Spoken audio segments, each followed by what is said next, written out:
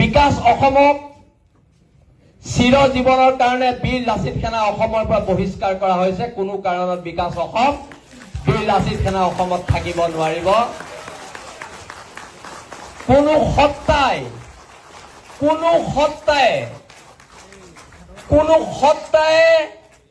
বীৰ লাচিত সেনা অসমৰ ত্যাগক ভেঙুচালি কৰিব নোৱাৰিব।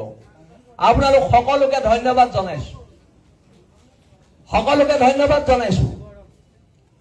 কিন্তু এটা কথা, প্ৰত্যেক জিলা সমিতি আঞ্চলিক সমিতিলৈ আমাৰ স্পষ্ট বাৰ্তা, সামাজিক মাধ্যমত ফেচবুক, টুইটাৰ, ইনষ্টাগ্ৰামত বীৰ লাচিত সেনা সম্পৰ্কীয় কোনো পোষ্ট কেন্দ্ৰীয় সমিতিৰ অনুমোদন অবিহনে কোনো জিলাই দিব নোৱাৰিব।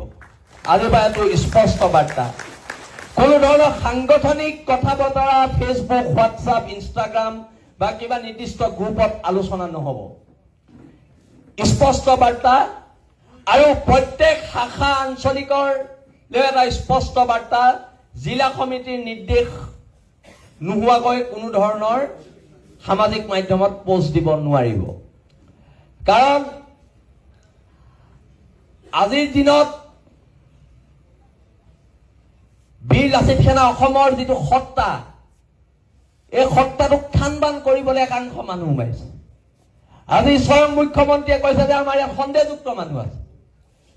আৰু যদি সন্দেহযুক্ত মানুহ আছে, সি যি ধৰ্মৰে নহওক, যদি সন্দেহযুক্ত মানুহ আছে, আজি চিন্তন বৈঠকৰ পিছত সব সন্দেহযুক্ত মানুহক সংগঠনৰ পৰা বহিষ্কাৰ কৰা হ'ব। কোনো ধৰণৰ আপোচ কৰা নহব।